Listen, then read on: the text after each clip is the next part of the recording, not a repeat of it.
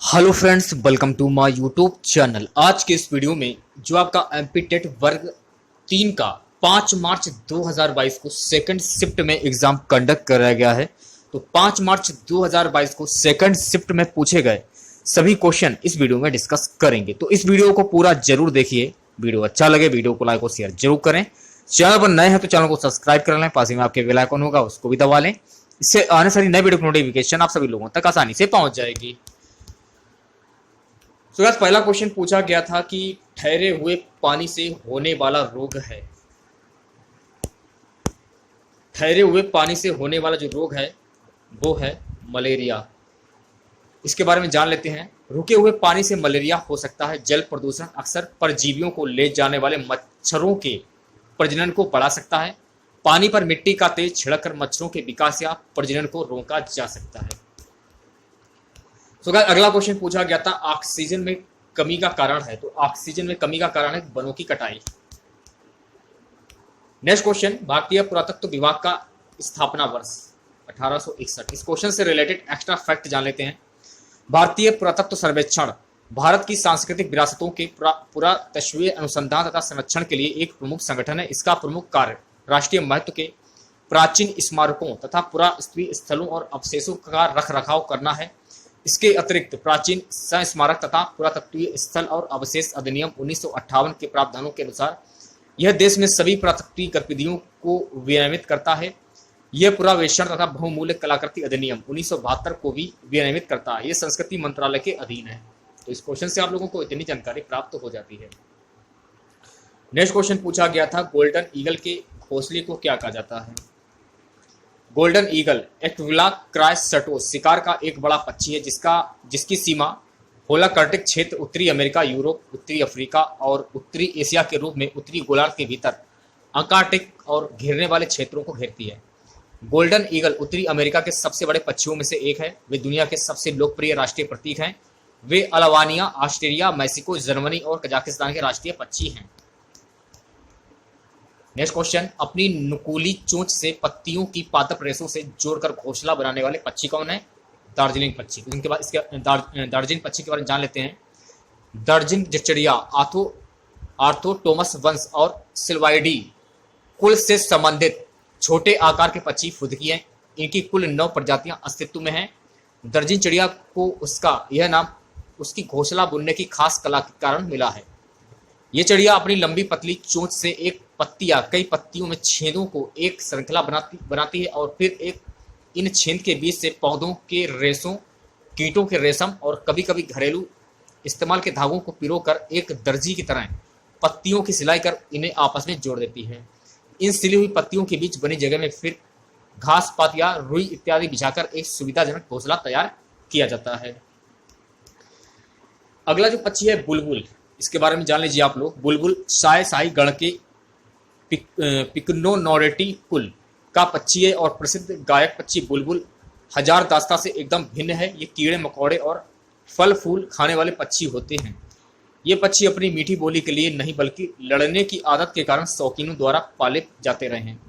ये उल्लेखनीय है कि ये केवल नर बुलबुल ही गाता है, मादा बुलबुल नहीं गा पाती है। बुलबुल कलचौ, भूरे, मटमैले या गंदे पीले और हरे रंग के होते हैं और अपने पतले शरीर, लंबी दुम और उठी हुई चोटी के कारण बड़ी सरलता से पहचान लिए जाते हैं। तो इस क्वेश्चन से आप लोगों को इतनी जानकारी प्राप्त हो जाती है। अगला क्वेश्चन देखेगा। तो अगला क्वेश्चन पूछा गया था कि पराबैंगनी किरणों से रक्षा करने वाली ओजोन परत किस मंडल में पाई जाती है। तो इस क्वेश्चन से रिलेटेड एक्स्ट्रा फैक्ट जान लेंगे हम लोग। पृथ्वी का अधिकांश ओजोन समताप मंडल स्ट्रेटोस्फीयर में रहती है। यह वायुमंडल की वह परत है जो सतह से 10 किलोमीटर से अधिक की दूरी पर है। वायुमंडलीय ओजोन का लगभग 90% समताप मंडल ओजोन परत में है जो सूर्य द्वारा उत्सर्जित हानिकारक पराबैंगनी विकिरण से पृथ्वी की सतह को बचाता है। अगला क्वेश्चन पूछा गया था, GSL-11 ने अपनी पहली उड़ान किस वर्ष भरी थी। GSL भी सेकंड होगा, ये 11 नहीं होगा, सेकंड होगा, ये आपको ध्यान रखना है। इसके बारे में जान लेते हैं। भूतकाली उपग्रह प्रमोचक rocket mark second GSLV mark second Bharat में विकसित सबसे बड़ा प्रमोचक रॉकेट है जो वर्तमान में प्रचालन में है। यह चौथी पीढ़ी का प्रमोचक रॉकेट 4 द्रव स्ट्रैप ऑन से युक्त 3 चरणीय रॉकेट है। स्वदेशी रूप से विकसित कार्योजेनिक ऊपरी चरण CUS जो कि उड़ान प्रमाणित है। GSLV मार्क सेकंड का तृतीय चरण। जनवरी 2014 से रॉकेट ने लगातार 4 सफलताएं अर्जित की हैं। अगला क्वेश्चन पूछा गया था SARAL सरल उपग्रह का फुल फॉर्म पूछा गया था सैटेलाइट विद एरॉक एंड इलेक्ट्रिका। एक क्वेश्चन पूछा गया इसरो का लट्टू घोड़ा किसे कहा जाता है। तो 4 ऑप्शन आपके सामने थे, आंसर हमको नहीं मिल पाया है। एक क्वेश्चन पूछा गया था सरल उपग्रह समुद्री अनुशासन हेतु भारत ने किस देश के बीच सहयोग से विकसित किया है। Sri Lanka, Japan, France. आंसर हो जाएगा फ्रांस। इस क्वेश्चन से रिलेटेड एक्स्ट्रा फैक्ट जानेंगे। इसरो ने 25 जनवरी 2013 को 12:31 UTC पर सफलतापूर्वक भारत फ्रांसीसी उपग्रह सरल लॉन्च किया। सरल एक सहकारी प्रौद्योगिकी मिशन है। ये समुद्र की सतह और समुद्र के स्तर की निगरानी के लिए इस्तेमाल की जाती है। नेक्स्ट क्वेश्चन का पूछा गया कौन सा देश उसकी स्पेस एजेंसी से सम्मिलित नहीं हो। 4 ऑप्शन आपके सामने थे। नेक्स्ट क्वेश्चन पूछा गया था PSLV के अनुसंधान के लिए कौन सा सैटेलाइट लॉन्च किया गया था। तो इसके बारे में जान लेते हैं। जानकारी के मुताबिक PSLV C-52 के जरिए धरती का प्रक्षेपण उपग्रह EOS-4 अंतरिक्ष में भेजा गया है। बता दें कि इसरो ने जानकारी दी थी कि वह सोमवार को अपने YouTube चैनल पर PSLV C-52 सैटेलाइट के प्रक्षेपण का सीधा प्रसारण करेगा। साथ ही इसकी लाइव स्ट्रीमिंग सोमवार सुबह 5:30 बजे से शुरू होगी। Next question new Space India limited का प्रशासनिक अधिकार किसके पास है। इसके बारे में जान लेते हैं। New Space India Limited NSL का निगमीकरण 6 मार्च 2019 को कंपनी अधिनियम 2013 के तहत अंतरिक्ष विभाग के प्रशासनिक नियंत्रण में भारत सरकार के पूर्ण स्वामित्व वाली कंपनी के रूप में हुआ है। एनएसएल भारतीय अंतरिक्ष अनुसंधान संगठन इसरो का वाणिज्यिक अंग है। इसका मुख्य दायित्व भारतीय उद्योगों को उच्च प्रौद्योगिकी अंतरिक्ष संबंधित गतिविधियां शुरू करने के लिए सक्रिय बनाना है। एक क्वेश्चन का पूछा गया था IRS-1A किस वर्ष लॉन्च किया गया था। तो ये लॉन्च किया गया 17 मार्च 1988 को। एक क्वेश्चन पूछा गया था एरियल किस देश का पहला सैटेलाइट है। तो इसके बारे में जानेंगे हम लोग। एरियल 1 को UK-1 तथा S-41 के नाम से भी जाना जाता है। ये ब्रिटेन द्वारा अपने एरियल कार्यक्रम के तहत अंतरिक्ष में भेजा गया पहला उपग्रह था। नेक्स्ट क्वेश्चन वन घास के मैदान मरुस्थल आदि ये उदाहरण है। 2 ऑप्शन थे, आंसर नहीं मिल पाया हमको। एक क्वेश्चन पूछा गया था किस पारिस्थितिकी में संख्याओं का सीधा पिरामिड नहीं होता। इस क्वेश्चन से रिलेटेड एक्स्ट्रा फैक्ट जानेंगे। ऊर्जा का पिरामिड सदैव सीधा होता है। समुद्र में जैवधार का पिरामिड सदैव सीधा होता है। मर्त्यजीवी पारिस्थितिकी पिरामिड का हिस्सा नहीं है। तो इस क्वेश्चन से आप लोगों को इतनी जानकारी प्राप्त हो जाती है। एक क्वेश्चन था मेघचित्त परीक्षण बच्चे की किस क्षमता के मापन हेतु किया जाता है। ये क्वेश्चन पूछा गया था। एक क्वेश्चन था भाषा की पाठ्य पुस्तकें हैं। इस क्वेश्चन से रिलेटेड एक्स्ट्रा फैक्ट जानेंगे। भाषा की पाठ्य पुस्तकें शिक्षण अधिगम प्रक्रियाओं को व्यवस्थित कर शिक्षक तथा विद्यार्थियों को उनके शिक्षण का उद्देश्य बताती हैं। सामूहिक शिक्षण व्यवस्था में पाठ्य पुस्तक बहुत ही आवश्यक एवं उत्तम शैक्षिक साधन है। हिंदी भाषा की पाठ्य पुस्तक हिंदी भाषा शिक्षण के लिए अत्यंत महत्वपूर्ण औजार हैं। अगला क्वेश्चन था कि वह भाषा दोस्त जिसमें गले की मांसपेशियों में ऐंठन होती है। ये क्वेश्चन पूछा गया था, आंसर हमको नहीं मिल पाया है। चलना सीखना है, ये क्वेश्चन पूछा गया था। एक क्वेश्चन था कि एक वर्ष में स्वस्थ बच्चे का जो वजन होता है कितना होता है। इस क्वेश्चन से रिलेटेड एक्स्ट्रा फैक्ट जानेंगे। दुनिया भर में एक साल में पैदा होने वाले कुल 2.5 करोड़ बच्चों का लगभग 5वां हिस्सा भारत में जन्म लेता है। इन शिशुओं में हर मिनट एक शिशु की मृत्यु हो जाती है। सभी मृत्युओं में से लगभग 46% और नवजात शिशुओं की 40% मृत्यु प्रसव के दौरान या प्रसव के बाद 24 घंटे के अंदर होती है। अगला क्वेश्चन पूछा गया था वाइगोत्स्की के अनुसार सीखने की से अलग नहीं किया जा सकता। इसके बारे में जान लेते हैं। वाइगोत्स्की के अनुसार बालक के सीखने को उनके सामाजिक संदर्भ से अलग नहीं किया जा सकता। वाइगोत्स्की अधिगम की एक सामाजिक गतिविधियां मानता है। उसके सिद्धांत में विकास के सांस्कृतिक, सामाजिक और भाषाई पहलू पर अधिक बल दिया गया है। नेक्स्ट क्वेश्चन गर्भधारण की प्रथम अवस्था क्या कहलाती है। इस क्वेश्चन से रिलेटेड एक्स्ट्रा फैक्ट जानेंगे।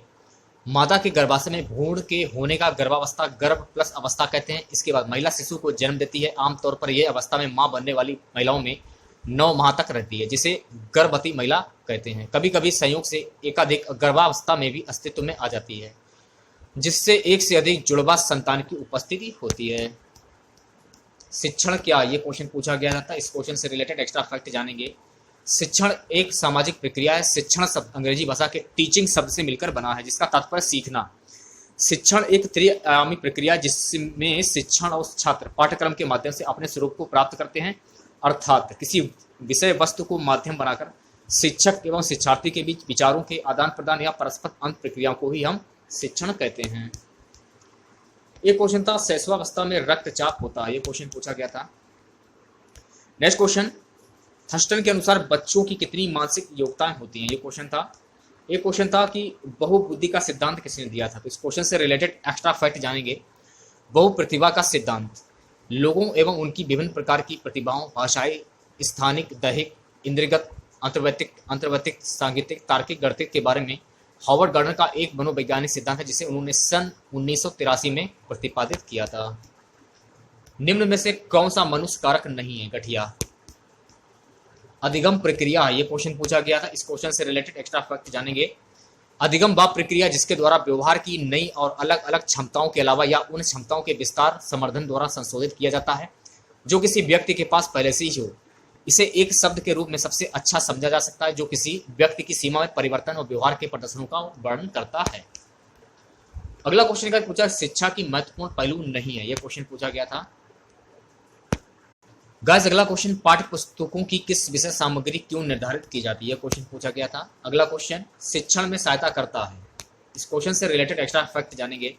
सहायक सामग्री विषय को स्थायी रूप से सीखने व समझने में सहायक होती है। जहां शिक्षक का मौखिक व्यक्तित्व तो कम प्रभाव उत्पन्न करता है, वहीं दृश्य सामग्री पाठ को रोचकता प्रदान कर उसे बोधगम्य बनाती है। यह अनुभवों के द्वारा ज्ञान प्रदान करती है। यह शिक्षक के समय ऊर्जा दोनों बचत करती है।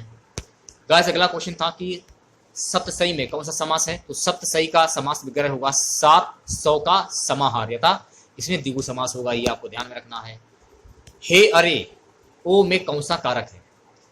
इस क्वेश्चन से रिलेटेड एक्स्ट्रा फैक्ट जानेंगे। किसी को संबोधित करने के लिए संबोधन कारक का प्रयोग किया जाता है। संज्ञा के जिस रूप से किसी को पुकारना या सचेत करने का भाव प्रतीत होता है उसे संबोधन कारक कहते हैं। संबोधन कारक में संज्ञा या सर्वनाम से पूर्व हे, अरे, अजी, ओ, अरे आदि का प्रयोग किया जाता है। आज का हमारा सबसे लास्ट क्वेश्चन रहेगा बरसात का पर्यायवाची शब्द पूछा गया। बारिश के पर्यायवाची शब्द होंगे चौमासा, बरसात, वर्षा, वर्षा ऋतु। तो आज के इस वीडियो में बस इतना ही। आशा करते हैं आज का वीडियो आप लोगों को पसंद आया होगा। वीडियो अच्छा लगे वीडियो को लाइक और शेयर जरूर करें। चैनल पर नए हैं तो चैनल को सब्सक्राइब कर लें, पास ही में आपके बेल आइकॉन होगा उसको भी दबा लें। इससे आने सारी नई वीडियो की नोटिफिकेशन आप सभी लोगों तक आसानी से पहुंच जाएगी। तो मिलते हैं नेक्स्ट वीडियो के साथ। जय हिंद, जय भारत।